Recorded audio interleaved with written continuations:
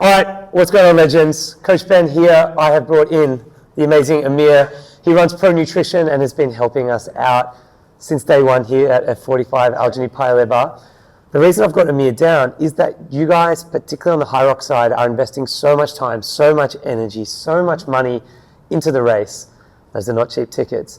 But the nutrition side, we know, is always the hardest part of things. And there's a lot of information out there. What should I be eating? We focus a lot on race day, right? What should I be having the night before, on the day, during the race? Do I have an energy gel? But we are training for 3 months leading up to it. And so I thought, as the expert on all things supplements, Aamir can talk to us about what it is that we should be taking while we're training, what's going to help us. Because I think, you know, having been through a few of the races and talked a lot to the members, what people are interested in is improving their strength and their speed. They want to be able to improve their stamina as well. They're really looking for recovery too. And I think also then their actual performance on the race day, their energy levels on the race day as well. So how would you like to sort of approach that from the start? Fantastic. Yeah, well, thanks for having me, Ben. It's a pleasure to be here speaking. Hard to know where to look.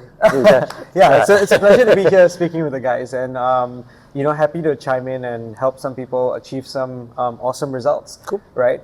So, see, the way I would approach it is when it comes to these races or big events that are, you know, that we sign up for, a lot of people focus on race day itself, right? Like, how can I optimize my results on race day? But you see, the race is won during the training. It's not exactly just race day that we're looking at, right? Because you're going to be training for, let's say, 2-3 months leading up to the race. Yeah, 3 months from today to the races. Right? Absolutely. Yeah. And you're like doing your strength training day in, day out. You might be running, you know, 2-3 times a week. So the most important thing is optimizing your performance and recovery during the training phase first. And then we always like to say, like in marathon racing, the race is won during the training. The marathon itself is a victory lap. And it's a very similar, you know, very similar to HYROX. It's the same thing. If you do well in your training, you execute day in, day out, you recover well, you sleep well, your race day results will be undeniable, cool. Right? So when we talk about products or supplements that can really help the recovery, there are a few things we need to look at, right? So tell me a little bit about the kind of training the guys do over here. Yeah, so for the most part, the big focus is getting in their F45 sessions because this is the best workout to prepare you for it. Sure. We then have extra running at least once a week is what everyone needs because it's a lot of running every HYROX. And then we have our Sunday morning sessions as well. So in a standard F45 session, they're going to be burning that 400 to 600-700 calories depending on the individual. And then even on strength days, you know, burning a lot. The Sunday mornings, we're training for more like an hour 15, hour and a half. And that's that compromised training. So they'll be running 4, 5, 6Ks and they are lifting weights like strength training, but it's at volume, right? It's matching that HYROX. I'm doing this for 3 minutes, 4 minutes, 5 minutes. So they're mixing that cardio and strength, but it's a lot more. So they are burning a lot of calories. Sure. So I would imagine that muscle mass is something that is going to be on people's mind as well. For sure. And, you know, exactly like how you said, if you're doing a lot of hybrid training, as what you've mentioned, lifting weights, compromised training where you're not just lifting weights but also running at the same time, you are burning a much higher amount of calories from the sessions itself. So it's important to actually replace those calories that you're burning with the right food sources, right? And by that I mean trying to hit your protein goal at the minimum. So the first thing that I would recommend for the members is for them to hit their protein goal, be it from natural food or from protein powder. That would be the first thing to look at, because when you're putting out so much output, you will end up burning your muscle mass, your lean muscle mass as well. And what hitting your protein goal will help you do is to maintain or at least minimize the loss of that lean muscle mass. Okay. Yep. Yep. So try and focus on getting your protein in. And the second thing is the carbohydrates, right? So the 30 to 45 minute window of a post-workout is extremely important. Right. So first thing is you need to try and get in about 20 grams of protein, ideally through a protein powder because they absorb really, really fast. You can get it through natural food as well. Yep. If you're carrying like chicken breast in your bag, sure. Sure, you can do it. Same thing, it can help. And the next thing is the carbohydrates. So you need to try and get in 30 to 50 grams of carbohydrates in within the 30 to 45-minute window of post-workout. Right. So that really helps determine how sore you're going to be the next couple of days. But when you say getting those carbs in, is that like I should head down the road and eat a big bowl of pasta or get some rice or some potatoes? Like what's the... So you actually can. Some of the fast absorbing carbohydrate sources I would recommend would be like white rice. You can also eat fruits, you know, things like apples, bananas. You know, if you have any fruits on the go, that's fine. You can even buy them from like the food shop opposite, right? I think they have some stalls there. Pasta is also a good option, but you know, I like keeping bananas on me. They're just convenient, man. And you can chuck them in the bag. As well. Yeah, you feel pretty full. But so it's two things, right? It's the 30 to 50 grams of carbs plus the 20 grams of protein that you should get within that window. So that makes a difference in the recovery. And to know how much protein you need to actually hit during the day, for somebody who is training the way you have described, like maybe 2-3 runs a week, 1 day of compromise running as well, and lifting weights maybe 2-3 times a week as well, that's a pretty heavy load. So you can go safely you can go 2 grams per kilogram of body weight. So for example, let's say if I'm an individual who is 50 kilos, right? Hypothetically. Easy number, Easy number. You just multiply by that by 2, you get 100 grams of protein. That doesn't mean 100 grams of chicken or 100 grams of beef, right? Because 100 grams of chicken is not 100 grams of protein. Right. So you need to know how many grams of protein is in the food that you're eating, and then try and get in that 2 grams per kilo of body weight. Cool. So coming off the back of that then, so I've done my training. If I get my protein and my carbs in for that recovery, the idea is I'll be less sore, which will sort of enable me to feel better when I'm training more. The muscles will be, as they're recovering, I'm also retaining that mass. So hopefully for those who have an aesthetic goal, potentially they're not going to be like losing their big guns or anything like that because they've started doing this high volume training. Absolutely. If anything, you will actually look more toned. You will not lose as much muscle mass. You cannot, say, eradicate completely the amount of muscle that you're going to lose, because if you're just doing a lot of running, a lot of cardio, you'll definitely lose a little bit of muscle, but it minimizes it. It will minimize the loss. And another thing is that it's for individuals who are again in for the aesthetic goal, especially for fat loss. Hitting that amount of protein will help you feel full, and it will naturally put you in a caloric deficit. Because you won't feel like you want to eat other things. The snacking and the hidden calories are often what gets me. But exactly. But if you hit your protein consistently, like that 2 grams per kilo, you're not going to feel the craving to eat a snack or something like that, because you're going to feel full. And really cool thing is that digesting that much protein, it's called the thermic effect of food. It actually burns fat.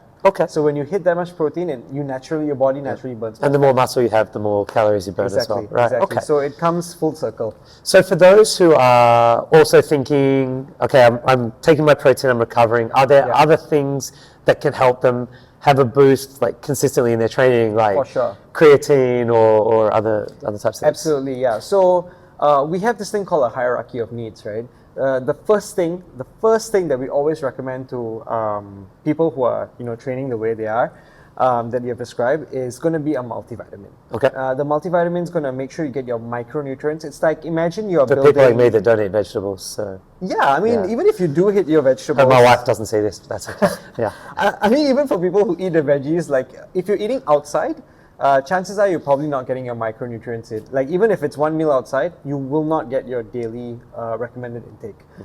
It's just the nature of our food these days in the society that we live in. So what I would recommend is getting a multivitamin in, because it's like, imagine building a house. You cannot build a house on a weak foundation. So your multivite or your micronutrients is the foundation. So get your micronutrients in. The next thing is a protein, which we've already talked about. That's going to get you your recovery. The third thing is going to be performance focus, right? So now you have your recovery and all that settled. Now, how can I maximize my performance during the training as well? So it's more beneficial. I can go longer, I can go harder. So for the kind of training that you've described, If you're looking at our range of products, the first thing I would recommend is a good pre-workout. Okay. And we have a product called Engine, which is non-stim, specifically designed for this purpose. What do you mean by non-stim? Okay, so non-stim means stimulant-free. Okay, so no caffeine, No for example. caffeine, Right, exactly. okay. So it doesn't raise your heart rate unnecessarily. It actually gets you 5 grams of creatine per serving. Okay. It has a whole different range of ingredients such as like beta-alanine, alpha-GPC. There's an electrolyte blend inside. There's a lot of stuff that can actually get you dialed in, focused, and increase your muscular endurance for the session. Right. Highly recommended for functional training or for hybrid training. And how far in advance would someone take? Is it just like it's some powder into your shaker and away you go? Yeah, absolutely. So you can actually start sipping the Engine about 10-15 minutes before the workout. And we have customers who actually sip it through as well as an intra-workout. So while you're training, like in between the classes, when you're taking sips of water, you can just sip from that same bottle that you've mixed. Okay. Right. And it also has an adaptogenic recovery blend inside, so you can sip it into the post as well, and that's fine. You still get benefits from it, right? So I would recommend that pre-workout, and I would also recommend creatine as a product anyways, because creatine is going to help with explosive strength, recovery, faster recovery. For example, in between sets, you're going to feel like you're ready to go even quicker. Right. And recent studies have shown that it helps with the cognitive benefits. There are cognitive benefits to it. So there are two main formats I've seen creatine in. There's the gummies and then there's the traditional powder. Sure. And coming up, well, I'm a bit older than other people, but that's okay. Like when I used to go to the gym during university, it was like 7 times a day loading and you have to put it in your Powerade and all these kinds of things. So I've seen the gummies is sort of like you just pop 1 a day or 3 a day or something like that. Honestly speaking, I'm going to speak for the products that we carry, not for others, because there has been a lot of controversy when it comes to gummies with no creatine actually in them. Yes, and that exactly. type of thing, I mean, there are companies out there that are literally selling you candy and claiming it as a creatine gummy. And to be honest, you won't really know, or you won't find out unless someone sends it for testing, right? So I'll speak for what we have. Our products are the same. So if you look at the creatine gummy versus the powder, the dosage is the same. And it really depends on your convenience, and it's also a price thing. So the price, like price-wise, the powder, like serving to serving, is half the price. Okay. Yeah. It is a little bit more inconvenient because you need to mix it in with something, but if you're drinking a protein shake, just mix it in with your protein. Like your one scoop a smoothie day, or whatever thing. easy. Yeah. Okay. Or in the smoothie in the morning, Cereal. whatever it is. Cereal. I don't know. I haven't tried Cocoa Crunch. Let's go. creatine and milk. I haven't tried that. I don't know. But anything that you drink, you can just mix it in. And if you're okay with that it's just a slight bitterness. That's fine. You know, you can hardly. And is that once a day for the powder? Once a day. The loading is not really necessary, to be honest. For the most part, just 5 grams a day is fine. Okay. I mean, the research on creatine's been evolving the last 20 years, so it's exactly. So 5 grams a day is totally fine for what we're doing here. The gummy is another option. It's more convenient. It's more tasty. There will be 3 gummies a day, and that gives you the 5 gram. So 100% recommend creatine for everyone as well, because that can benefit you. Even on non-training days. So for example, if there are off days, which I'm sure people will have, like rest days, I would still take the creatine on those days. There are sometimes ladies have concerns about creatine because of water retention. Is that still a factor? Okay, so honestly, the way creatine works, right, is that it helps the muscle cells retain water and look fuller, look stronger. The benefits far outweigh the drawbacks. So looking fuller is not really a drawback for most people.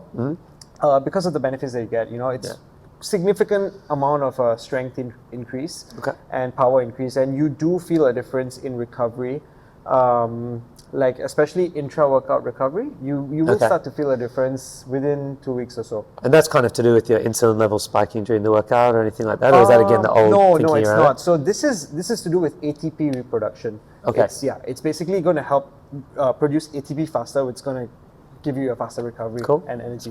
Learning new things every day. Let's recap. We're making sure we're getting our carbs in after our workout and taking our protein. 2 grams per kg of body weight. We want a pre-workout. And then we want to incorporate creatine. For sure. Into what we're doing. Is there anything else that you think is... Nothing's a silver bullet. right? Like it's, exactly. You've still got to work hard and you've still got to eat right and all those things. Exactly. At the end of the day, you can buy every single product from us, but if your training is not there, if your sleep is not there, and if your consistency in execution is not there, we can't help. Yeah. You know, we don't have magic pills, and if anybody does tell you there's a magic pill, they're lying to you because there's no such thing, right? Fair enough. So then if I'm hitting to race day, so particularly amongst our members, even just a couple of days ago, there's discussion around what station do you have a gel on? Do you have one before the race? All these kinds of stuff. Do you have an energy gel at all? Do you have caffeine? Because some people get a dry mouth from caffeine when they're during the race. Sure. Not sure whether you guys have those products or not, or just what is your recommendation as well? Because you've done like the big marathon type running as well. Yeah, absolutely. So, sorry, before we get there, there's one more thing that I would recommend, especially in our weather, is the electrolytes. Okay. So, electrolyte balance is something that is really underlooked at for. I used to work for Gatorade in a past life, so you know this is. Gatorade is. That's my science. There's an institute. It's fine. Yeah. Call us for sponsorship, Gatorade. You never know, man. Yeah, I would definitely recommend the electrolytes too, especially if you're doing a lot of running outside. You know, get in that mineral balance, and this is something that is going especially to if you race cramp day. as well, right? Exactly. I mean, I've never had a cramp in my life, but I see these people on this, you know, dead on the side of the road at HYROX. Yeah, you see because it the all calf the time. cramp, hamstring cramp, all that stuff. Yeah. Well, there's two aspects to that. First is obviously the conditioning is not there. Sure. And then there's Hydration also that, and mineral that balance, dehydration, mineral balance. So 100% recommend taking some electrolytes before your training and also going to race day, right? So when you're talking about gels, see, at the end of the day, when you're talking about race day nutrition, the carb load is going to be very important. So for HYROX, we usually recommend a 2-day carb load, similar to what we do for a half marathon, not a full marathon. So we would recommend 6 to 8 grams per kilogram of body weight for the carb load. So for example, again, let's talk about a 50 kilo person. Let's say if my race is on a Saturday, I will start carb loading on a Thursday. Right. Yep. Thursday, I might eat about 6 grams. Friday, I will eat 8 grams per kilo of body weight. So you see, the gels are basically giving you intra-race carbs. And HYROX is not long enough for you to need it. For some of us, it takes a very long time. Yeah, I mean, it is, you can take one gel. So if you really want to take a gel, I would target taking it somewhere within the halfway point. Gotcha. So for example, if you're someone who is targeting a 1 hour, 30-minute race, so at the 45-minute mark, if you can have a gel with you in the pocket, just around the lower, something like that is, you know, but again, I will come back to what I originally said. Don't take something that you're not used to. So make sure that you have tried it in your training. You can take it during one of your longer training sessions where you're like just snap a gel and take one, because you need to get your gut used to ingesting carbohydrates while you're working hard. That's the whole thing we've said, is don't take something that's going to make you poo your pants in the race, because wise words. There is no toilet on the track. Exactly. No, you don't want to do that. So make sure that you've tried it before. So halfway point, if you really want to take a gel, is a good idea. For some people, they like to take a gel 5 minutes before starting the race. That's fine too. Just get a carb top up before you start the race. Not a problem. Okay. So cool. And then they have Red Bull and electrolytes around the track and stuff as well. So you know, when you're really dragging, then for sure. Yeah. Okay. Red Bull is good. You get some good sugar in when you need it. It's not a lot of sugar, because I don't think you can drink too much at the time. No, it's a little cup, and you just throw half of it on your face anyway when you're trying. Plus, you're going to be wanting to run off to the next station, right? Exactly. So. Okay. Gel is good because you can kind of eat it while you're running as well. Yeah. So it's in your pocket. Okay. Yeah. So if I was then surfing the web looking for, where can I get all of these amazing supplements? I hear that ProNutrition has a great website. Yeah, you know a guy. Good. Yeah, well, you can check our stuff out at our website at pronutritionasia.com. Exciting thing is that we're going to have some bundles created for you guys just to support the HYROX campaign and to support people on their journey, and hopefully it'll get them some results. So we'll come up with some bundles that are specifically built for this. And just knowing that 3-month plan, what's recommended, and then it can be a bit like a meal delivery service. You get all the ingredients, then it's already measured for you, just cook. Exactly. Here, you know, you're going to get a 3-month pack of like this many gummies, this much protein, blah, blah, blah. And it's like you are set until we get there. And one more thing is, like, if you have any questions about how to carb load, how to use the products, even what foods to eat, like feel free to reach out to me and my team. We have a WhatsApp line on the website itself. Oh, amazing. You can actually write in and just tell us like what you're looking at, what you're working towards. We can even create a plan for you to follow. And Cool. Yeah, That's really great. Yeah, that's Appreciate gonna that, help man. out as well. Yeah. Fantastic. Are you racing HYROX this year? I have no plans at the moment, but He's like you the never fittest know. man alive, and he's not racing HYROX. You never know, things change. Aamir, thanks for your time today, man. We Thank you, man. appreciate it. Thanks for having I'm me. sure we'll see you soon back in the studio. Yeah, I'm looking Thanks, forward man. to it. All right, guys, 3 months to go. Get onto that, ProNutritionAsia.com, and let's get some products and let's get our best results ever. Thanks, Steve. Let's go.